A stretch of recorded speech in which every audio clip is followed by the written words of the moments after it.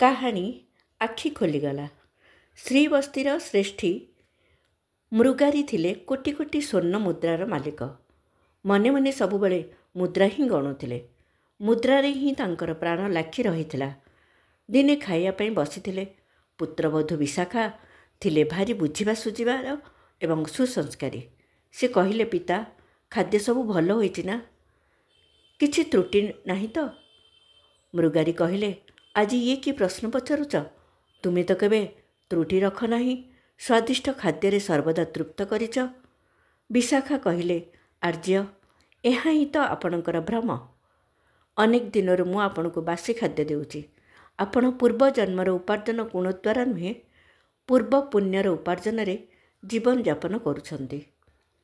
ଆପଣଙ୍କୁ ତଟକା ଖାଦ୍ୟ ଦେବା ପାଇଁ ମୋର ଇଚ୍ଛା, କିନ୍ତୁ ଏଷଣାର ସମ୍ମୋହନ ଆପଣଙ୍କ ଉପରେ ପୂର୍ଣ୍ଣ ଅଧିକାର କରିଛି। ଆପଣଙ୍କ ଜୀବନ ବାସି ହୋଇଯାଇଛି ପିତା।